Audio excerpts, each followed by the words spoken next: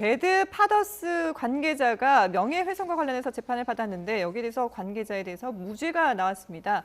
먼저 이 배드 파더스라는 게 뭔지 좀 설명을 해주셔야 될 것 같아요. 사실 이게 약간 젠더 문제가 들어가 있어서 조금 좀 곤란한 문제가 있는데 제가 이렇게 그 아동 사건을 보면 사실 양육비라는 건 아버지 어머니 친권자이기 때문에 반드시 줘야 되고 만약 아버지가 아이를 키우면 어머니가 양육비를 내는 거고 어머니가 아이를 키우면 아버지가 양육비를 내는데 아마 일반적으로 어머니가 아이를 많이 키우다 보니까 아버지가 그 친권에게서 아이에 대한 양육비를 줘야 되는데 그 양육비를 안 주는 거예요. 그것도 법원에서 양육비를 주라고 분명히 말했음에도 불구하고 뻔뻔스럽게 양육비를 안 주고 있으니 자기 아이에게 어떻게 양육비를 안 주느냐 이건 말이 안 되지 않느냐라고 해서 이런 공개 사이트가 만들어지고 이 공개 사이트에서 아마 2018년 7월에 만들어졌는데요. 이 공개 사이트에 사람 이름과 실명과 그다음 지금까지 양육비를 얼마만큼 주지 않는 내용이 나오다 보니까 이 파급이 굉장히 커졌고 한편에서는 이게 명예훼손의 문제가 아니냐 또 반대편에서는 아니다. 이건 공공의 이익이 있기 때문에 이런 경우 밝혀서 분명히 아버지로서의 그 부양 의무를 적극적으로 이행하게끔 만들어야 한다. 두 가지 논의가 있었는데요. 지금 그 사건이 이제 법원에서 국민참여재판 때문에 밝혀지고 있습니다.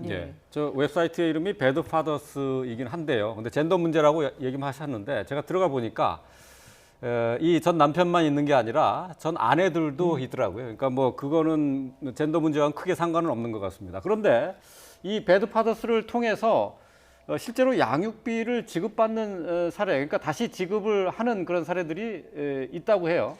일단 뭐 실명으로 공개가 되니까요. 특히 뭐 거주지 아니면 직장까지 공개가 되기 때문에 이제 본인의 입장에서 보면 굉장히 이게 부담이 될 수 있는 거죠. 그래서 사실 그 뭐 배드 파더스에 정보를 올리겠다고 하니까 그동안 밀렸던 양육비 뭐 한 2억 4천만 원도 지급하는 사람이 있었다고 하고요. 한 신상 공개가 한 400여 명 됐는데 그중에서 한 100명 이상이 지급을 했다고 합니다.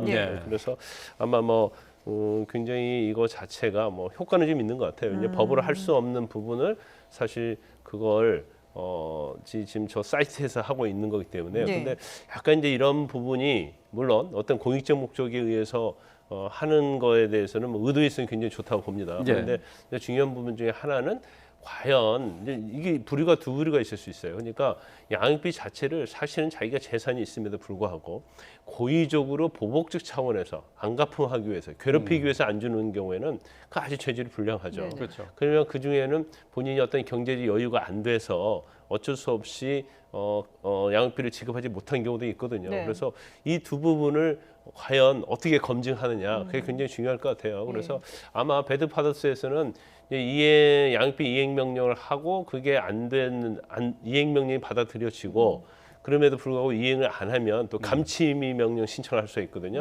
그래서 감치 명령까지 거의 받은 사람들 상대로 하는 건지 그건 뭐 전체적으로 그런 건지는 모르겠어요. 그렇지만 그 과정에 있어서 뭐 저기 한 400명 있다가 하도 그 중에서 이제 몇 명은 또 억울한 경우가 있을 수 있거든요. 그래서 저 사이트의 어떤 긍정적 효과에 대해서는 굉장히 찬성을 하지만 경우에 따라서는 일부 억울한 사람이 생길 수 있기 때문에 거기에 대한 검증을 좀 잘해야 하지 않나 싶습니다.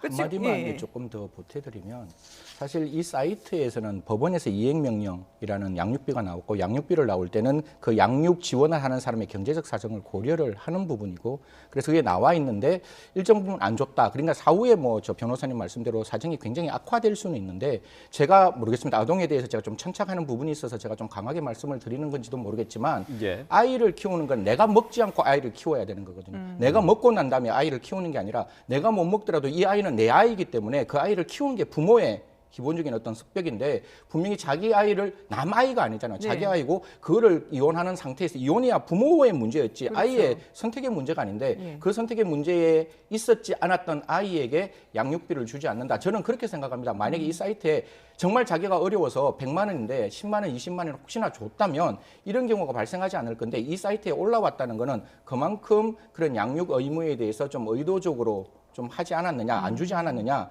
이런 부분이 있었다. 그런 부분도 조금 고려를 해주셨으면 하는 마음입니다. 앞서서 김 변호사님이 법으로 할 수 없는 부분을 이 사이트에서 이제 좀 해주고 있다라고 말씀하셨는데, 근데 지금 말씀하신 것처럼 이게 만약에 그 양육비를 주지 않을 경우에 처벌을 할 수 있는 근거라든지 뭐 이런 것들이 있나요? 그냥 제도라는 거지. 감치 명령밖에 없어요. 그러니까 일반적으로 이제 이행 명령을 받습니다. 그러니까 네. 이행 명령 자체는 양육비를 지급할 의무가 있는지 여부, 네네. 거기에 대해서 왜 양육비를 지급하느냐 이제 이행 명령을 하고요. 예. 그 이행 명령 결정이 나면 그거에 근거해서 돈을 계속 안 주면 양육비를 안 주면 이제 감치 명령을 신청할 수 있거든요. 감치라는 거는 그냥 30일 이내에 어떻게 보면 구속돼 있는 거라고 볼 수 있는 거죠. 이제 그렇기 때문에 예. 사실 이제 감치 자체는 굉장히 일반적으로 이제 감치는 사실 양육비 자체는 민사 사안이거든요. 네. 그렇지만 이제 국가에서 워낙 그걸 양육비와 관련 문제가 굉장히 심각하다 보기 때문에 이제 감치 제도란 도입을 한 거예요. 네. 어떻게 보면 감치가 어떻게 보면 형사적인 제도인데 이거 자체를 절충적으로 민사에서 양육비 미지급의 경우에는 뭐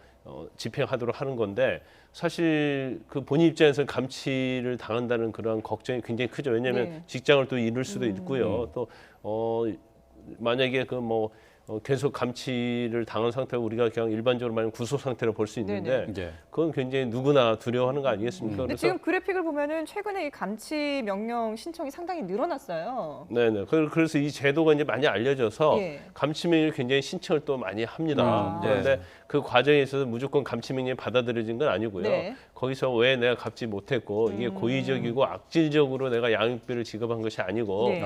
이제 이러이러한 사정이 있다고 하면 이제 감치명령이 또 안 되거든요. 그래서 약간 재판 과정을 또 거치는 거예요. 그렇지만 이 제도 자체가 워낙 이제는 안 알려졌다는 게 최근에 많이 알려져서 네.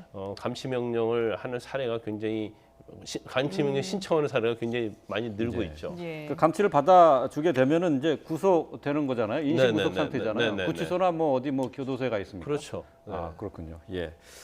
자, 어쨌든 뭐 어제 무죄 판결로 해서 배드 파더스의 활동이 이제 더 탄력을 받게 되는데요. 관계자들의 얘기를 좀 들어보겠습니다. 양육비 문제는 아이의 생존권 문제이기 때문에 공익성이 있는 부분이다라고 한 부분을 저희가 주장을 했던 부분이 받아들여져서 너무 기쁘고요.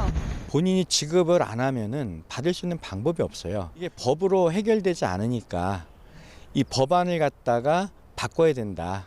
예, 그러기 위해서 예. 네. 저 지금 관계자도 얘기했습니다만 법안을 바꿔야 된다라고 했는데 어떤 식으로 바꿔야 되는 걸까요? 사실 이제 이게 민사 사건이기 때문에 민사 사건에서 원래 배상 판결이 나거나 뭐 보상 판결이 나거나 이행 판결이 나더라도 돈의 지급 문제니까 네. 사실 지급 안 하고 재산이 없으면 사실상 집행할 방법이 없는 거예요. 그래서 간접 강제 형식으로 감치라는 제도를 만들어서 네가 일정 기간 어떤 인신에 구속이 되어 있는 이런 위험성이 있으니 돈을 갚아라 이렇게 이야기하고 있는 건데 제가 보는 가장 대표적인 것은 이런 경우에 있어서 법원이 이행 명령을 내릴 때 구체적으로 이행 명령을 하지 않을 때 감치의 일수를 먼저 이야기를 하든지 아니면 이러한 어떤 양육비의 문제에서만은 양육비를 미지급했을 때 일정 부분 참 조심스러운 말씀인데 모든 것을 다 형사법으로 해결한다는 것은 아니지만 이런 경우에 있어서 일정 부분 벌금이나 그가 양육비를 내지 않음으로써 받을 수 있는 이익보다 그 양육비를 안 냈을 때 받을 수 있는 불이익이 더 크다면 분명히 이런 부분은 가능할 수 있기 때문에 그런 부분에 대해서는 뭐 좀 산배 배상이라든가 아니면 뭐 형사 처벌이라든가 이런 부분을 좀 만들어야 되지 않을까 그렇게 생각합니다. 네. 자, 양육비 안 주면 못 받는 게 현실인데요. 관련 내용들을 함께 살펴봤습니다.